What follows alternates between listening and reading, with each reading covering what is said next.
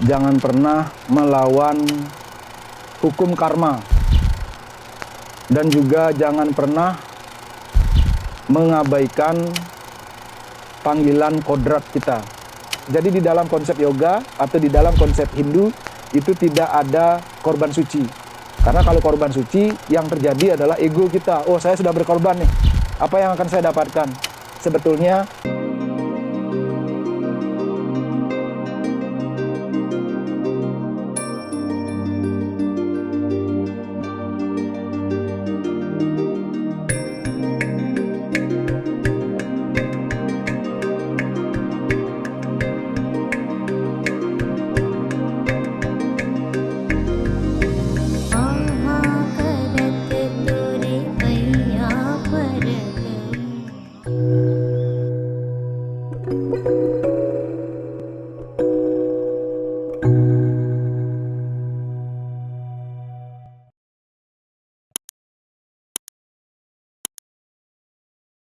Om Swastiastu, Om Anobadrah Kratau Yantu Iswatah.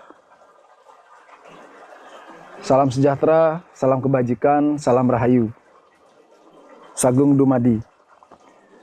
Kembali lagi, saat ini saya berbagi tentang agar kita jangan pernah melawan takdir kita. Jangan pernah melawan hukum karma. Dan juga jangan pernah mengabaikan panggilan kodrat kita. Karena sering sekali lapisan-lapisan di dalam diri kita bertentangan dengan hukum karma, kodrat, dan takdir. Bagaimana itu bisa terjadi? Perlu disadari bahwa kita akan berhadapan berbagai macam situasi, kondisi, keadaan, dan juga peristiwa-peristiwa yang bertentangan dengan keinginan kita. Keinginan itu adalah dorongan dari sifat-sifat kita sebagai manusia yang letaknya di cakra sakral cakra atau cakra kedua, warnanya oranye, dan juga cakra manipura yang merupakan willpower kita. Ketika tiga cakra di bawah ini menguasai hidup kita, kita akan dibawa menuju pada kehidupan yang penuh dengan semangat, yang penuh dengan kemenangan, yang penuh dengan kreativitas, penuh dengan nafsu, tapi juga ada negatifnya, yaitu sering sekali menghalalkan segala cara. Nah, karena itulah kita jangan sampai terjebak di dalam keindahan duniawi semata, tapi kita juga harus menggunakan peralatan hidup yang sifatnya rohani, peralatan hidup yang sifatnya spiritual atau spirit. Nah, untuk itulah ketika kita memahami diri kita bahwa diri kita bukanlah tubuh fisik semata, bukanlah perasaan semata, bukan hanya emosi saja, bukan hanya pikiran saja, tapi kita memiliki lapisan-lapisan lain. Salah satunya adalah lapisan wisdom, atau bagian kebijaksanaan kita, atau budi kawruh kita. Nah, dengan alat-alat inilah kita melangkah sehingga kita tidak melanggar yang namanya hukum karma. Yang disebut melanggar hukum karma adalah melakukan sesuatu yang mestinya tidak dilakukan. Itu yang pertama. Yang kedua, tidak melakukan sesuatu atau menunda-nunda sesuatu yang mestinya dilakukan. Nah, inilah sering sekali membenamkan kita di dalam penderitaan, fluktuasi hidup yang penuh dengan kesengsaraan, dan bahkan tidak selesai-selesai karena kita memiliki hutang karma. Nah, jadi bagaimana kita menyadari semuanya itu? Ya, kita menyadarinya jelas kita harus belajar, karena tidak ada jalan lain selain belajar. Hidup ini tidak bisa menjadi indah kalau misalnya kita tidak memiliki pengetahuan menuju keindahan tersebut. Hidup ini tidak bisa mencapai kesuksesan kalau misalnya kita tidak memiliki pengetahuan, keterampilan, dan juga kemauan untuk belajar. Jadi hal yang paling mendasar adalah pembelajaran. Hal yang paling mendasar adalah pengetahuan. Hal yang paling mendasar adalah semangat hidup. Untuk terus dibangun menjadi disiplin setiap hari antara abhyasa dan vairagya. Disiplin hidup penuh dengan intensitas dan juga terus-menerus untuk berjuang, dan sekaligus mengikhlaskan sesuatu yang memang harus dilepaskan.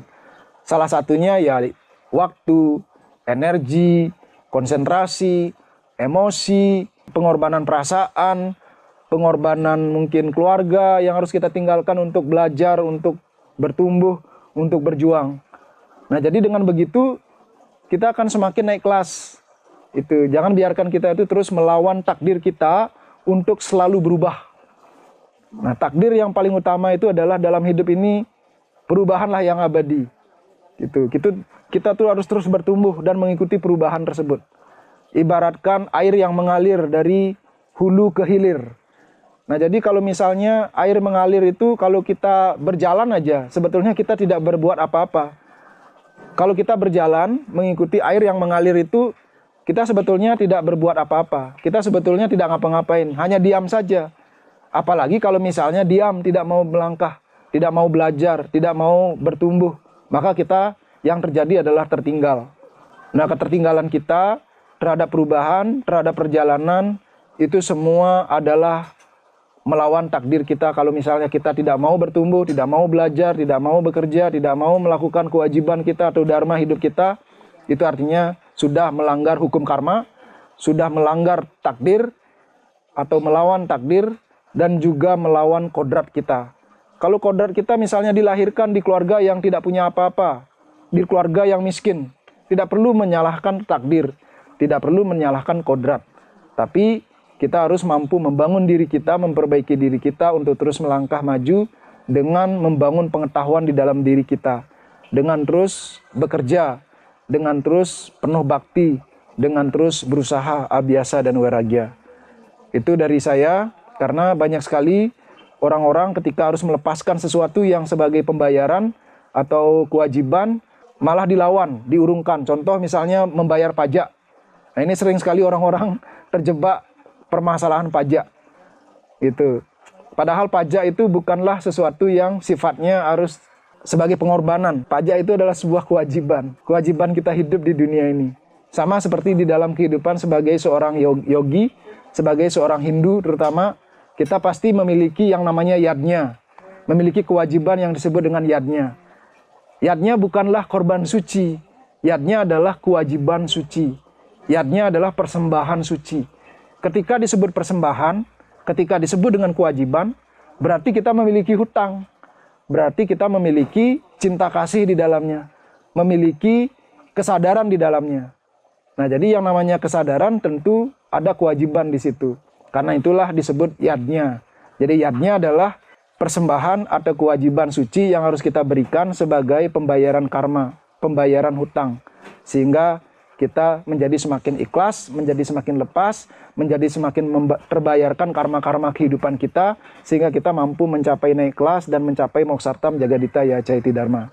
Jadi di dalam konsep yoga atau di dalam konsep Hindu, itu tidak ada korban suci. Karena kalau korban suci, yang terjadi adalah ego kita. Oh, saya sudah berkorban nih. Apa yang akan saya dapatkan? Sebetulnya kita tidak memiliki apa-apa. Jadi tidak ada istilah mengorbankan sesuatu di dalam hidup kita. Yang kita lakukan adalah kewajiban kita. Pembayaran hutang karma kita. Jadi itu harus didasari dengan cinta kasih, keikhlasan, ulas asih, dan juga pelayanan. Nah, jadi itu takdir yang sesungguhnya, jangan pernah lawan itu.